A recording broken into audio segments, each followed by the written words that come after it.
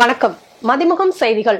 இன்றைய முக்கிய நிகழ்வுகளை பார்ப்பதற்கு முன்பாக தலைப்புச் செய்திகளை பார்க்கலாம். பொங்கல் பரிசு தொகுப்பு வழங்கும் திட்டத்தை தொடங்கி வைத்தார் முதலமைச்சர் மு.க.ஸ்டாலின். பொங்கல் பண்டிகையை முன்னிட்டு முன்கூட்டியே மகளிர் உரிமை தொகை வரவு. போக்குவரத்து தொழிலாளர்களின் வேலைநிறுத்த போராட்டம் தற்காலிக வாபஸ். 19ஆம் தேதி மீண்டும் முத்தரப்பு பேச்சுவார்த்தை நடைபெறும் என அமைச்சர் சிவசங்கர் தகவல். காங்கிரஸ் நடைபயணத்திற்கு மணிப்பூர் அரசு அனுமதி மறுப்பு. பாதுகாப்பு காரணங்களுக்காக அனுமதி மறுக்கப்பட்டுள்ளதாக அம்மாநில அரசு விளக்கம். அயோத்தி ராமர் கோவில் கும்பாபிஷேக விழா அழைப்பை நிராகரித்த காங்கிரஸ் தலைவர்கள். தேர்தல் ஆதாயத்திற்காக பாஜக RSS பயன்படுத்திக் கொள்வதாக குற்றச்சாட்டு. குஜராத் உலக வர்த்தக மாநாட்டை தொடக்கி வைத்தார் பிரதமர் மோடி. 20க்கும் மேற்பட்ட நாடுகளை சேர்ந்த 1000த்திற்கும் அதிகமான நிறுவனங்கள் பங்கேற்பு. விரிவான செய்திகள். பொங்கல் பரிசு தொகுப்பு வழங்கும் நிகழ்வை தொடங்கி வைத்த முதலமைச்சர் மு.க.ஸ்டாலின் சமத்துவம் மற்றும் சகோதரத்துவம் எங்கும் நிறையட்டும் என வாழ்த்து தெரிவித்துள்ளார். பொங்கல் பண்டிகையை ஒட்டி குடும்ப அட்டைதாரர்களுக்கு பச்சரிசி, சர்க்கரை, முழு கரும்பு அடங்கிய தொகுப்புடன் 1000 ரொக்க பரிசு வழங்கப்படும் என்று முதலமைச்சர் மு.க.ஸ்டாலின் அறிவித்திருந்தார்.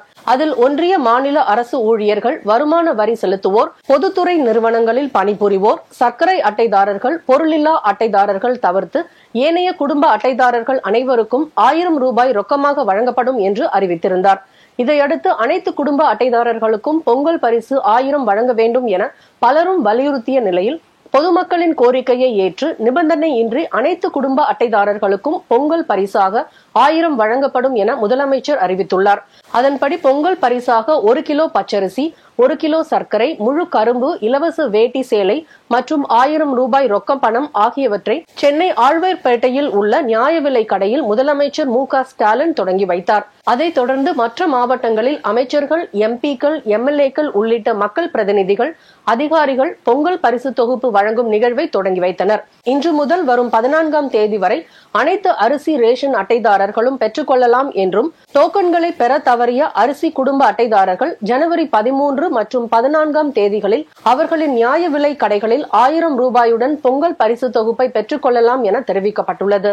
அதேபோல் பொங்கல் பண்டிகையை முன்னிட்டு மகளிர் உரிமை தொகை 1000 ரூபாய் இன்று முதலே மகளிர் வங்கி கணக்கில் வரவு வைக்கப்பட்டது. இது தொடர்பாக முதலமைச்சர் வெளியிட்டுள்ள எக்ஸ் பதிவில், சமத்துவமும் சகோதரத்துவமும் நம் உள்ளங்களிலும் இல்லங்களிலும் பெருகி எங்கும் மகிழ்ச்சியை நிறைக்கட்டும் என குறிப்பிட்டுள்ளார்.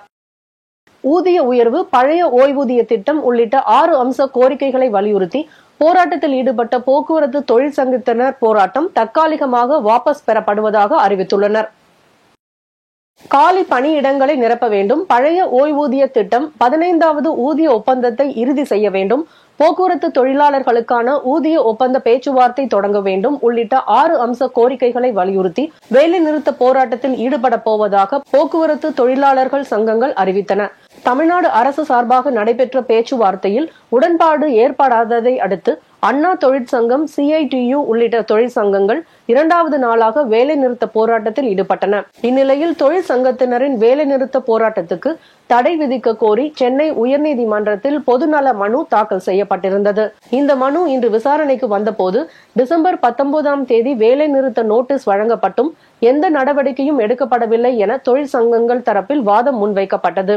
இதையடுத்து வேலைநிறுத்த போராட்டத்தால் நகர்ப்புற மக்கள் பாதிக்கப்படவில்லை என்றாலும் கிராமங்களுக்கு செல்லும் மக்கள் பாதிக்கப்பட்டுள்ளனர் என்றும், போராட்டம் நடத்த உரிமை இல்லை என கூறவில்லை, பண்டிகை நேரத்தில் போராட்டம் நடத்துவது முறையற்றது என நீதிபதிகள் தெரிவித்தனர். பண்டிகை காலத்தில் போராட்டம் நடத்துவது மக்களை பிணை கைதிகளாக வைத்து போராடுவது போல் உள்ளது என்று சென்னை உயர்நீதிமன்றம் கருத்து தெரிவித்துள்ளது. பணிக்கு திரும்பும் தொழிலாளர்கள் மீது ஒழுங்கு நடவடிக்கை எதுவும் எடுக்கப்படக்கூடாது என்றும், நாளை முதல் பணிக்கு வரும் தொழிலாளர்களுக்கு முழுமையாக பணிகளை ஒதுக்க வேண்டும் என்றும் உயர்நீதிமன்றம் அரசுக்கு வலியுறுத்தியுள்ளது. மேலும் ஜனவரி 19ஆம் தேதி வரை போக்குவரத்து தொழிற்சங்கத்தினர் வேலை நிறுத்தத்தில் ஈடுபடக்கூடாது எனவும் நீதிபதிகள் அறிவுறுத்தினர்.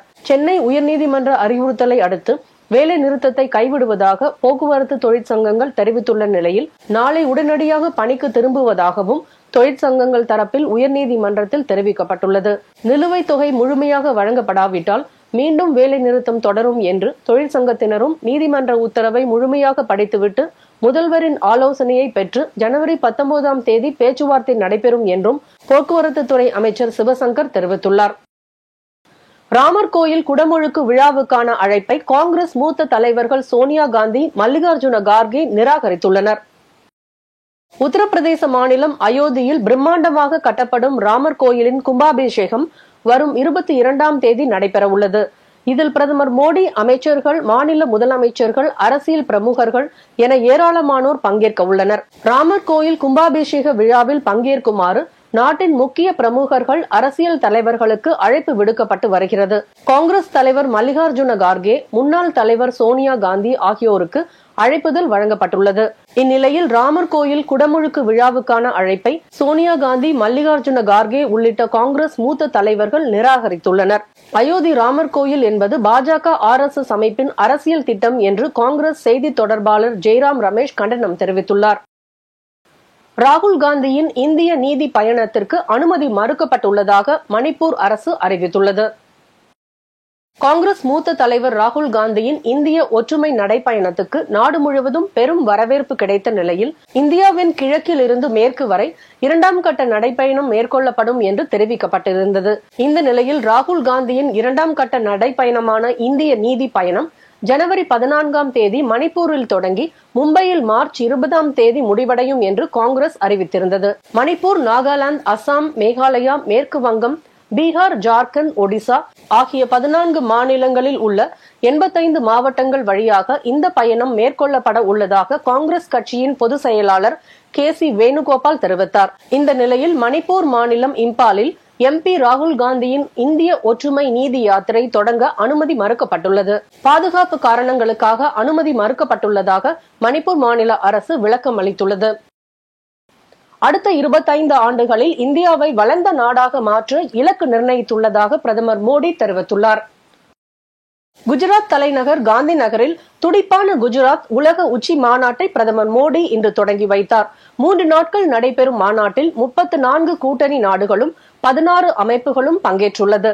மாநாட்டில் கலந்து கொள்ள இந்தியா வந்த ஐக்கிய அரபு அமீரகம், முகமது பின் சையத் அல் நயான், திமோர் லெஸ்டே அதிபர் உள்ளிட்ட உலக தலைவர்களை பிரதமர் மோடி சந்தித்து புகைப்படம் எடுத்துக் கொண்டார். மேலும் முன்னணி உலகளாவிய நிறுவன தலைமை நிர்வாக அதிகாரிகளுடனும் பிரதமர் ஆலோசனை மேற்கொண்டார். அதேபோல் முகேஷ் அம்பானி, கௌதம் அம்பானி, டாடா நிறுவன தலைவர், மைக்ரோசாப்ட் பிரதிநிதிகள் உள்ளிட்டோர் மாநாட்டில் கலந்து கொண்டனர். உச்சி மாநாட்டின் தொடக்க விழாவில் பேசிய பிரதமர் மோடி, உலகின் 3 பெரிய பொருளாதாரங்களில் இந்தியாவும் இருக்கும் என்று அனைத்து பெரிய தர மதிப்பீட்டு நிறுவனங்களும் கருத்து வெளியிட்டுள்ளதாக பெருமிதம் தெரிவித்தார். உலக பொருளாதாரத்தில் தீர்வுகளை கண்டறிவதற்கான தொழில்நுட்ப மையமாகவும் திறமையான இளைஞர்களின் அதிகார மையமாகவும் இந்தியா உள்ளதாகவும் அவர் தெரிவித்தார். தைப்பூச சிறப்பு கட்டண தரிசனம் ரத்து செய்வது தொடர்பாக முதல்வரிடம் கலந்தாலோசித்து முடிவெடுக்கப்படும் என அமைச்சர் சேகர் பாபு தெரிவித்துள்ளார். சென்னை இந்து சமய அறநிலையத்துறை அலுவலகத்தில் திருக்கோயில் அர்ச்சகர்கள் உள்ளிட்ட துறைநிலை ஓய்வூதிய பணியாளர்களுக்கு பொங்கல் கொடை வழங்கும் திட்டத்தை அமைச்சர் சேகர் பாபு தொடங்கி வைத்தார். அதனைத் தொடர்ந்து முருகப்பெருமானின் அறுபடை வீடுகளான திருப்பரங்குன்றம், திருச்செந்தூர், பழனி, சுவாமிமலை, திருத்தணி, பழமுதிர் சோலை ஆகிய திருத்தலங்களுக்கு பக்தர்கள் தரிசனம் செய்திடும் வகையில் ஆன்மீக சுற்றுலா ஏற்பாடு செய்வது குறித்த ஆலோசனை கூட்டம் நடைபெற்றது. பின்னர் செய்தியாளர்களிடம் பேசிய அமைச்சர் சேகர் பாபு, அறுபடை திருக்கோயில்களுக்கும் கட்டணம் இல்லாமல் 60 வயது முதல் 70 வயதிற்குட்பட்ட 200 நபர்களை ஆண்டிற்கு 5 முறை அழைத்து செல்ல முயற்சி மேற்கொண்டுள்ளதாக தெரிவித்தார். மாண்புமிகு தமிழக முதலமைச்சர் அவருடைய நல்வழிகாட்டலின்படி தமிழ் கடவுள் என்று போற்றப்படுகின்ற முருகன் திருக்கோயிலுக்கு, இந்த 6 திருக்கோயில்களுக்கும் வயது மூப்பில் இருப்பவர்கள் ஒரே முறையாக சென்று தரிசனம் செய்வதற்கு அதிக சிரமப்படுகிறார்கள். அதை கருத்திலே கொண்டு இந்த 6 திருக்கோயில்களுக்கும் முழுவதுமாக கட்டணம் இல்லாமல் ஆண்டிற்கு 5 முறை 200 நபர்களை 60 வயதிற்கு மேற்பட்ட 70 வயதிற்குள்ளான 200 நபர்களை ஆண்டுதோறும் 5 முறை, அதாவது ஆண்டிற்கு 1000 நபர்களை கட்டணமில்லாமல் முழுவதுமாக தரிசனம் செய்து அவர்களை இறைவனர்கள் கிடைக்க இந்து சமய அறநிலையத்துறை புதிய முயற்சியை மேற்கொண்டிருக்கின்றது. தூத்துக்குடி துப்பாக்கி சூட்டில் சம்பந்தப்பட்ட அதிகாரிகளுக்கு பதவி உயர்வு வழங்கியது ஏன் என சென்னை உயர்நீதிமன்றம் கேள்வி எழுப்பியுள்ளது. தூத்துக்குடி ஸ்டெர்லைட் ஆலைக்கு எதிராக கடந்த 2018ஆம் ஆண்டு போராட்டத்தில் ஈடுபட்டவர்கள் மீது நடத்திய துப்பாக்கிச் சூட்டில் 13 பேர் உயிரிழந்தனர். இது தொடர்பான வழக்கை நீதிபதிகள் எஸ். சுந்தர் மற்றும் என். செந்தில்குமார் ஆகியோர் விசாரித்த போது துப்பாக்கி சூடு சம்பவத்தில் தொடர்புடைய காவல்துறை அதிகாரிகளுக்கு பதவி உயர்வு வழங்கப்பட்டுள்ளது குறித்து கேள்வி எழுப்பினர். மேலும் துப்பாக்கி சூடு சம்பவத்தில் சம்பந்தப்பட்ட அதிகாரிகளை இணைத்து மனு தாக்கல் செய்யவும் உத்தரவிட்டனர். அதேபோல் தூத்துக்குடி துப்பாக்கி சூடு சம்பவம் தொடர்பாக தாமாக முன்வந்து விசாரணைக்கு எடுத்த வழக்கை தேசிய மனித உரிமை ஆணையம் முடித்து வைத்ததை எதிர்த்து மனித உரிமை ஆர்வலர் ஹென்றி திபேன் தாக்கல் செய்த வழக்கு ஜனவரி 19ஆம் தேதிக்கு தள்ளி வைக்கப்பட்டுள்ளது. கொடநாடு கொலை கொள்ளை வழக்கில் முதல் குற்றவாளியாக சேர்க்கப்பட்டுள்ள சயானிடம் சிபிசிஐடி போலீசார் நாளை மீண்டும் விசாரணைக்கு ஆஜராக உள்ளார். கொடநாடு கொலை கொள்ளை வழக்கு தொடர்பாக ஜெயலலிதாவின் கார் ஓட்டுநர் கனகராஜ், வாளையார் மனோஜ், சயான் உள்ளிட்ட 10 பேரை கோத்தகிரி காவல்துறை கைது செய்தனர்.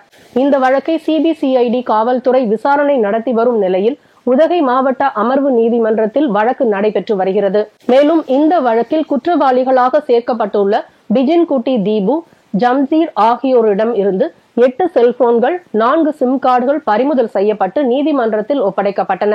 செல்போன்கள், சிம் கார்டுகளில் இருந்து சேகரிக்கப்பட்ட தகவல்கள் 8000 பக்கங்கள் உதகை மாவட்ட குடும்ப நல நீதிமன்றத்தில் ஒப்படைக்கப்பட்டிருக்கின்றன. இந்நிலையில் வழக்கில் குற்றம் சாட்டப்பட்டுள்ள சயான் நாளை விசாரணைக்காக கோவையில் உள்ள சிபிசிஐடி அலுவலகத்தில் ஆஜராக உள்ளார்.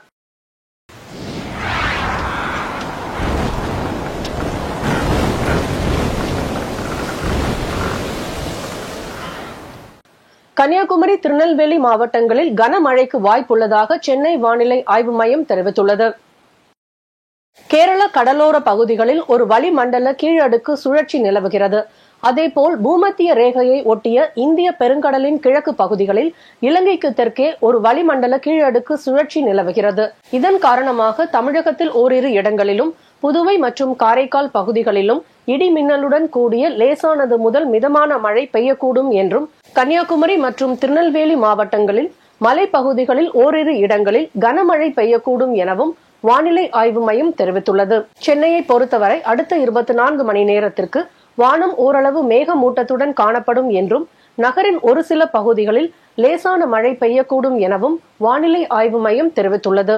தமிழ்நாட்டின் கடலோர பகுதிகள், மன்னார் வளைகுடா, குமரிக்கடல் பகுதிகள் மற்றும் அதனை ஒட்டிய மாலத்தீவு பகுதிகள், இலங்கை கடலோர பகுதிகளை ஒட்டிய தென்மேற்கு வங்கக்கடல் பகுதிகள், தெற்கு கேரள கடலோர பகுதிகள் மற்றும் அதனை ஒட்டிய லட்சத்தீவு பகுதிகளில் சூறாவளி காற்று மணிக்கு 40 முதல் 45 கிலோமீட்டர் வேகத்திலும் இடையிடையே 55 கிலோமீட்டர் வேகத்திலும் வீசக்கூடும் என்பதால் மீனவர்கள் இப்பகுதிகளுக்கு செல்ல வேண்டாம் என அறிவுறுத்தப்பட்டுள்ளது.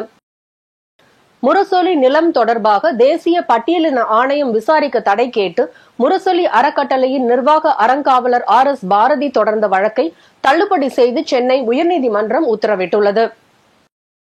முரசொலி அலுவலகம் பஞ்சமி நிலத்தில் உள்ளதாக பாஜகவின் சீனிவாசன் 2019ஆம் ஆண்டு தொடுத்த புகாரை ஏற்று தேசிய பட்டியலின ஆணையம் நோட்டீஸ் அனுப்பியிருந்தது. இந்த நோட்டீஸை எதிர்த்து முரசொலி அறக்கட்டளை நிர்வாக அறங்காவலர் RS பாரதி சென்னை உயர்நீதிமன்றத்தில் மனு தாக்கல் செய்திருந்தார். இந்த வழக்கு விசாரணைக்கு வந்தபோது முரசொலி அறக்கட்டளை தரப்பில் பஞ்சமி நிலம் என்பதற்கான எந்த ஆதாரத்தையும் தாக்கல் செய்யாமல் புகார் அளிக்கப்பட்டதாக தெரிவிக்கப்பட்டது. சொத்தின் மீதான உரிமை யாருக்கு உள்ளது என தீர்மானிக்கும் வகையில் நீதிமன்றத்தின் பணியை ஆணையம் செய்யாது என தெரிவித்தது. இதனை அடுத்து சென்னை உயர்நீதிமன்றம் முரசொலி அலுவலகம் பட்டா நிலத்தில் உள்ளது என்பதற்கான வருவாய்த்துறை ஆவணங்களை தாக்கல் செய்ய தமிழக அரசுக்கு உத்தரவு பிறப்பித்தது. இந்நிலையில் முரசொலி அலுவலகம் பஞ்சமி நிலத்தில் அமைந்துள்ளதாக எழுந்த புகாரில் தேசிய SC/ST ஆணையம் அனுப்பிய பழைய நோட்டீஸை கணக்கில் எடுத்துக் கொள்ளக் கூடாது என்றும் புதிய நோட்டீஸ் அனுப்பி விசாரணை நடத்தலாம் எனவும் சென்னை உயர்நீதிமன்றம் தீர்ப்பு வழங்கியுள்ளது. மேலும் முரசொலி அறக்கட்டளையின் நிர்வாக அறங்காவலர் RS பாரதியின் வழக்கை தள்ளுபடி செய்து சென்னை உயர்நீதிமன்றம் உத்தரவிட்டுள்ளது. தமிழ்நாட்டின் பல்வேறு மாவட்டங்களில் பொங்கல் விழாவை முன்னிட்டு தமிழ்நாடு அரசு சார்பில் குடும்ப அட்டைதாரர்களுக்கு 1000 ரூபாயுடன் கூடிய பொங்கல் தொகுப்பு வழங்கும் நிகழ்ச்சி நடைபெற்று வருகிறது. சென்னையில் இன்று தமிழ்நாடு முதலமைச்சர் குடும்ப அட்டைதாரர்களுக்கு 1000 ரூபாயுடன் கூடிய பொங்கல் தொகுப்பை வழங்கினார். அதனைத் தொடர்ந்து புதுக்கோட்டை நகர பகுதிக்கு உட்பட்ட காமராஜபுரம் 10ஆம் வீதியில் குடும்ப அட்டைதாரர்களுக்கு தமிழ்நாடு அரசின் 1000 ரூபாயுடன் கூடிய பொங்கல் தொகுப்பை சட்டத்துறை அமைச்சர் ரகுபதி வழங்கினார். இதில் மாவட்ட ஆட்சியர் மெர்சி ரம்யா, புதுக்கோட்டை சட்டமன்ற உறுப்பினர் முத்துராஜா, திமுக வடக்கு மாவட்ட செயலாளர் செல்லப்பாண்டியன் உள்ளிட்டோர் பங்கேற்றனர். அதேபோல் ராணிப்பேட்டை மாவட்டம் ஷோலிங்கர் நகராட்சிக்கு உட்பட்ட கொண்டபாளையத்தில் பொங்கல் தொகுப்பு வழங்கும் நிகழ்ச்சி மாவட்ட ஆட்சியர் தலைவர் வளர்மதி தலைமையில் நடைபெற்றது. இதில் கைத்தறி மற்றும் துணி நூல்துறை அமைச்சர் ஆர் காந்தி அவர்கள் கலந்து கொண்டு குடும்ப அட்டைதாரர்கள் மற்றும் இலங்கை தமிழர் மறுவாழ்வு முகாமில் குடும்ப அட்டைதாரர்களுக்கும் அரிசி, சர்க்கரை, கரும்பு 1000 ரூபாய் வழங்கி சிறப்புரையாற்றினார். இதனைத் தொடர்ந்து நாமக்கல் மாவட்டத்தில் வனத்துறை அமைச்சர் மா மதிவேந்தன், மாவட்ட ஆட்சியர் உமா ஆகியோர் தலைமையில் குடும்ப அட்டைதாரர்களுக்கு பொங்கல் பரிசு தொகுப்பு மற்றும் 1000 ரூபாய் ரொக்கம், இலவச வேட்டி சேலைகள் ஆகியவற்றை வழங்கினர். மேலும் அரியலூர் மாவட்டம் வாலாஜா நகரம் ஊராட்சியில் கூட்டுறவு உணவு மற்றும் நுகர்வோர் பாதுகாப்பு துறையின் சார்பில் அனைத்து அரிசி குடும்ப அட்டைதாரர்களுக்கும் 1000 ரூபாய் ரொக்கத்துடன் பொங்கல் பரிசு வழங்கும் திட்டத்தினை மாவட்ட ஆட்சித் தலைவர் ஆனி மேரி ஸ்வர்ணா தொடங்கி வைத்தார். இதனை அடுத்து திருப்பத்தூர் மாவட்டம் ஜோலார்பேட்டை அடுத்த தாமலேரி முத்தூர் பகுதியில் உள்ள நியாய விலை கடையில் பொங்கல் பரிசு தொகுப்பு வழங்கும் விழா மாவட்ட ஆட்சியர் பாஸ்கர பாண்டியன் தலைமையில் நடைபெற்றது. சிறப்பு அழைப்பாளர்களாக ஜோலார்பேட்டை சட்டமன்ற உறுப்பினர் தேவராஜ், திருப்பத்தூர் சட்டமன்ற உறுப்பினர் நல்லதம்பி ஆகியோர் கலந்து கொண்டு குடும்ப அட்டைதாரர்களுக்கு பொங்கல் பரிசு தொகை 1000 ரூபாய் மற்றும் அரிசி, சர்க்கரை, கரும்பு, வேட்டி சேலை உள்ளிட்ட பொருட்கள் அடங்கிய தொகுப்பினை வழங்கினர். இதேபோல் தருமபுரி மாவட்டம் பால ஜங்கமான அருகில் உள்ள நியாய விலை கடையில் குடும்ப அட்டைதாரர்களுக்கு பொங்கல் தொகுப்பினை மாவட்ட ஆட்சியர் சாந்தி வழங்கி தொடக்கி வைத்தார். பல்வேறு மாவட்டங்களில் நடைபெற்ற தகவல்களை களத்தில் மதிமுகம் பகுதியில் பார்க்கலாம்.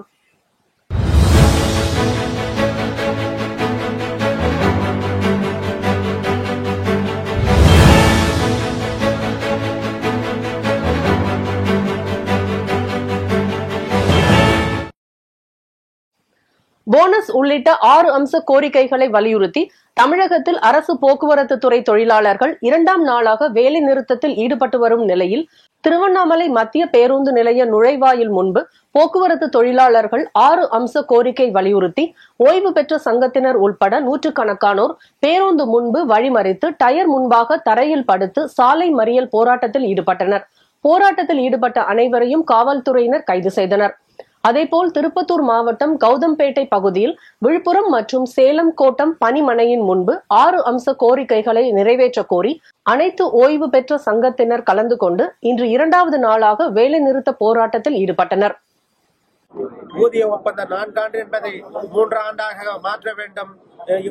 இவருடைய 8 ஆண்டுகளாக நிறுத்தப்பட்டிருந்த இந்த டிஏவை கொடுக்க வேண்டும், பிஎஃப் வழங்க வேண்டும். இந்த நிறைய பஸ்ஸுங்க இன்னைக்கு பாத்தீங்கன்னா ஆயிரக்கணக்கான பேருந்துகள் நிறுத்தப்பட்டிருக்கிறது. தொழிலாளிகள் இல்லாம நிறுத்திட்டு இருக்கிறாங்க. அதுக்கெல்லாம் புதிய பேருந்து விட்டு இந்த போக்குவரத்து நல்ல முறையில லாப நோக்கத்தோடு, இப்ப மேற்கு வங்காளத்தெல்லாம் போனீங்கன்னா அங்க லாபத்துல இயங்குது. இங்க தமிழ்நாட்டுல நட்டத்தில் இயங்குதுன்னா எல்லாம் ஓட்டுக்காக இலவசம் சொல்லி அவங்க அது படி கூட கிடைக்கிறதுல அந்த கண்டக்டர் டிரைவருக்கு அந்த மோசமான நிலைமை. இந்த பொங்கலை எப்படி அவங்க குடும்பம் கொண்டாட போறாங்க? அது ரொம்ப கருப்பு தினமா தான் இந்த பொங்கல், கருப்பு பொங்கலா இந்த அரசாங்கத்துக்கு இருக்க போகிறது. ஆகவே தமிழக அரசு இந்த இத்தனை லட்சம் மக்களை வஞ்சிக்காது, அவர்கள் நியாயமான கோரிக்கைகளை நிறைவேற்றி அவங்களை வயிற்றில் பால் வார்க்க வேண்டும் என்று இந்த அரசை வலியுறுத்தி கேட்கிறோம். அப்படி செய்யலன்னா நாங்க பாட்டாளி மக்கள் கட்சி சார்பாக மிக வன்மையாக இந்த அரசாங்கத்தை கண்டிக்கிறோம். நீதிமன்ற உத்தரவினை செயல்படுத்தவில்லை என்றால் உயிரை மாய்த்துக் கொள்வதை தவிர வேறு வழியில்லை என ராமர் பிள்ளை தெரிவித்துள்ளார். பெட்ரோலுக்கு நிகரான மூலிகை எரிபொருளை பொதுமக்கள் பயன்பாட்டிற்கு வர்த்தக ரீதியிலான விநியோகத்திற்கு கொண்டுவர இந்திய ஜனநாயக கட்சியின் தலைமை உறுப்பினர்களுடன் இணைந்து மூலிகை எரிபொருள் விநியோகத்தை திட்டமிட்டது குறித்து சென்னை சேப்பாக்கத்தில் உள்ள பத்திரிகையாளர் மன்றத்தில் செய்தியாளர் சந்திப்பு நடைபெற்றது. அந்த வழக்கை நான் ரத்து செய்கிறேன் என்று கூறியது மட்டுமில்லாமல் மத்திய புலனாய்வுத்துறையால் கைப்பற்றப்பட்ட அனைத்து பொருள்களையும் அவரிடம் திரும்ப ஒப்படைக்க வேண்டும். அடுத்து வங்கிகளில் முடக்கப்பட்ட அனைத்து தொகையும் 23 வருட வட்டியோடு திரும்ப தர வேண்டும் என்று சென்னை அமர்வு நீதிமன்றம் தீர்ப்பு வழங்கி ஏறத்தாழ 1 வருடம் ஆகிவிட்டது. அந்த அமர்வு நீதிமன்றத்தின் அந்த ஜட்ஜ்மெண்ட்டை கொண்டு போயிட்டு சம்பந்தப்பட்ட வங்கியில நான் சமர்ப்பிக்கிறேன், எனக்கு அந்த அமௌண்ட் ரிலீஸ் பண்ணுங்க அப்படின்னு சொல்லி ரெக்வெஸ்ட் பண்றோம். மதுரை மாநகராட்சி துணை மேயர் நாகராஜன் வீடு அலுவலகங்களில் தாக்குதல் நடத்தப்பட்ட சம்பவம் பெரும் பரபரப்பை ஏற்படுத்தியுள்ளது. மார்க்சிஸ்ட் கட்சியை சேர்ந்த துணை மேயர் நாகராஜன், மனைவி செல்வராணி ஆகியோர் வீட்டில் இருந்தபோது மர்ம நபர்கள் 2 தாக்குதல் நடத்தினர். தாக்குதலில் இருசக்கர வாகனம், அலுவலக கண்ணாடிகள் அடித்து நொறுக்கப்பட்டன. இந்த சம்பவம் தொடர்பாக துணை மேயர் வீட்டு வாசலில் ரகளையில் ஈடுபட்ட 2 காவல்துறையினர் கைது செய்ததை தொடர்ந்து இது தொடர்பாக விசாரணை மேற்கொண்டு வருகின்றனர். திருப்பத்தூர் மாவட்டம் ஆம்பூர் அடுத்த செங்கிலிக்குப்பம் ஊராட்சிக்கு உட்பட்ட மாராப்பட்டு பகுதியில் அடிப்படை வசதிகள் செய்து தரவில்லை என்று பொதுமக்கள் ஆர்ப்பாட்டத்தில் ஈடுபட்டனர். இதில் கழிவுநீர் கால்வாய் சுத்தம் செய்யவில்லை மற்றும் தெருக்களில் மழைநீரும் கழிவுநீரும் தேங்கி நிற்பதால் கொசு தொல்லை அதிகமாக காணப்படுகிறது. இதனால் டெங்கு போன்ற நோய்கள் பரவும் அபாயம் உள்ளது என்றும் 6 மாதமாக சுத்தம் செய்யவில்லை என்றும் பொதுமக்கள் புகார் தெரிவித்தனர். மாராப்பட்டு ராஜேஷ் பேசுறேன். எங்க தெரு கால் வந்து சரியில்லை, எங்களுக்கு வந்து நடக்க முடியல. இந்த கால வந்து சரியில்லை, எங்களுக்கு ரொம்ப கஷ்டமா இருக்கு, நடக்க முடியல. பிச்சு வந்து ரொம்ப எங்க வீட்டுல வந்து பைப் தண்ணி போறதுக்கு வசதி இல்லை, அது இதுலதான் நடந்து வரோம், ரொம்ப கஷ்டமா இருக்கு. கோவை கவுண்டர் மில்ஸ் பகுதியில் உள்ள கொங்குநாடு கலை அறிவியல் கல்லூரி வளாகத்தில் BIS என்னும் இந்திய தரநிலைகள் பணியகத்தின் 77வது நிறுவன நாள் விழாவை முன்னிட்டு சிறப்பு நிகழ்ச்சிகள் நடைபெற்றது. தொடர்ந்து இந்திய தரநிலைகள் பணியகத்தின் புகைப்பட கண்காட்சி நடைபெற்றது. மேலும் தரப்படுத்துதல் குறித்த விழிப்புணர்வை ஏற்படுத்தும் வகையில் பள்ளி மற்றும் கல்லூரி மாணவ மாணவியருக்கு வினாடி வினா பேச்சு போட்டி, பதாகை தயாரித்தல் ஆகிய போட்டிகள் நடைபெற்றன. திருப்பூர் மாவட்டம் உடுமலை அருகே திருமூர்த்தி மலையில் உற்பத்தியாகும் மத்தாளம் ஆற்றில் கடும் மழை பொழிவால் வெள்ளப்பெருக்கு ஏற்பட்டது. இதனால் பொன்னாலம்மன் சோலை என்னும் இடத்தில் மத்தாளம் ஆறும் பாலாறும் கலக்கும் பகுதியில் ஆற்றின் குறுக்கே பயன்பாட்டில் இருந்த தரைப்பாலம் தகர்க்கப்பட்டது. இதன் காரணமாக திருமூர்த்தி மலைப்பகுதியில் வசிக்கும் மலைவாழ் மக்களும் பொன்னாலம்மன் சோலை விவசாயிகளும் பயன்படுத்தும் பாளையம் சாலை துண்டிக்கப்பட்டது. ஆற்றில் வெள்ளப்பெருக்கு தொடர்ந்து வரும் நிலையில் பொதுமக்கள் சாலையை கடக்க பல மைல் தூரம் நடந்து செல்ல வேண்டிய சூழல் ஏற்பட்டுள்ளது. சென்னையின் முன்னணி பன்னோக்கு மருத்துவமனையாக திகழும் பிரசாந்த் மருத்துவமனை சார்பில் சாலை பாதுகாப்பு குறித்து பொதுமக்களிடம் விழிப்புணர்வு ஏற்படுத்தும் விதமாக 3 நாள் சாலை பாதுகாப்பு விழிப்புணர்வு நிகழ்ச்சி நடைபெற்றது. வேளச்சேரியில் உள்ள பிரசாந்த் மருத்துவமனையில் இருந்து 5 கிலோமீட்டர் நடைபெற்ற வாக்கத்தான் போட்டியை மருத்துவமனையின் நிர்வாக இயக்குநர் டாக்டர் பிரசாந்த் கிருஷ்ணா மற்றும் தலைமை நிர்வாக அதிகாரி டாக்டர் பாஸ்கரன் ஆகியோர் கொடியசைத்து தொடங்கி வைத்தனர். இதில் சுமார் 200க்கும் மேற்பட்டோர் கலந்து கொண்டு சாலை பாதுகாப்பு குறித்த விழிப்புணர்வை ஏற்படுத்தினர். இன்றைய தங்கம் வெள்ளி விலை வழங்குவோர் அட்டிகா கோல்ட் கம்பெனி. சென்னையில் இன்று 22 கேரட் ஆபரண தங்கத்தின் விலை எவ்வித மாற்றமும் இன்றி 1 கிராம் தங்கம் 5820 ரூபாய்க்கும், 1 சவரன் ஆபரண தங்கத்தின் விலை 46,560 ரூபாய்க்கும் விற்பனை செய்யப்படுகிறது. வெள்ளியின் விலை கிராமுக்கு 50 காசுகள் குறைந்து 1 கிராம் வெள்ளி 77 ரூபாய் 50 காசுகளுக்கும், 1 கிலோ வெள்ளி 77,500 ரூபாய்க்கும் விற்பனை செய்யப்படுகிறது. அந்தமான் தீவில் 4.5 ரிக்டர் அளவுகோலில் மிதமான நிலநடுக்கம் ஏற்பட்டது. சமீப காலமாக நாடு மற்றும் உலகின் பல பகுதிகளில் நிலநடுக்க சம்பவங்கள் அதிகரித்து வருகின்றன. இந்த ஆண்டு ஜனவரி 1ஆம் தேதி புத்தாண்டன்று ஜப்பானில் ஏற்பட்ட நிலநடுக்கத்தால் அதிக அளவிலான மக்கள் உயிரிழந்தனர். மேலும் நேற்று இந்தோனேசியாவின் தலாவத் தீவு பகுதியில் சக்தி வாய்ந்த நிலநடுக்கம் ஏற்பட்டது. இது ரிக்டர் அளவில் 6.7 பதிவானது. இந்நிலையில் அந்தமான் தீவுகளில் காலை 7:53 மணி அளவில் மிதமான நிலநடுக்கம் உணரப்பட்டது. அந்தமான் தீவுகளில் ஏற்பட்ட இந்த நிலநடுக்கத்தின் தீவிரம் ரிக்டர் அளவுகோலில் 4.5 பதிவாகியுள்ளது என தேசிய நில அதிர்வு மையம் தகவல் தெரிவித்துள்ளது. நிலநடுக்கத்தால் உயிரிழப்பு, பொருட்சேதம் குறித்து இதுவரை தகவல் ஏதும் வெளியாகவில்லை. மீண்டும் தலைப்புச் செய்திகள். பொங்கல் பரிசு தொகுப்பு வழங்கும் திட்டத்தை தொடங்கி வைத்தார் முதலமைச்சர் மு.க. ஸ்டாலின். பொங்கல் பண்டிகையை முன்னிட்டு முன்கூட்டியே மகளிர் உரிமை தொகை வரவு. போக்குவரத்து தொழிலாளர்களின் வேலைநிறுத்த போராட்டம் தற்காலிக வாபஸ். 19ஆம் தேதி மீண்டும் முத்தரப்பு பேச்சுவார்த்தை நடைபெறும் என அமைச்சர் சிவசங்கர் தகவல். காங்கிரஸ் நடைபயணத்திற்கு மணிப்பூர் அரசு அனுமதி மறுப்பு. பாதுகாப்பு காரணங்களுக்காக அனுமதி மறுக்கப்பட்டுள்ளதாக அம்மாநில அரசு விளக்கம். அயோத்தி ராமர் கோவில் கும்பாபிஷேக விழா அழைப்பை நிராகரித்த காங்கிரஸ் தலைவர்கள். தேர்தல் ஆதாயத்திற்காக பாஜக RSS பயன்படுத்திக் கொள்வதாக குற்றச்சாட்டு. குஜராத் உலக வர்த்தக மாநாட்டை தொடக்கி வைத்தார் பிரதமர் மோடி. 20க்கும் மேற்பட்ட நாடுகளை சேர்ந்த 1000த்திற்கும் அதிகமான நிறுவனங்கள் பங்கேற்பு. இத்துடன் செய்திகள் நிறைவடைந்தன. மீண்டும் செய்திகள் காலை 8 மணிக்கு. மேலும் செய்திகளை தெரிந்து கொள்ள மதிமுகம் பிரைம் யூடியூப் தளத்தில் இணைந்திருங்கள்.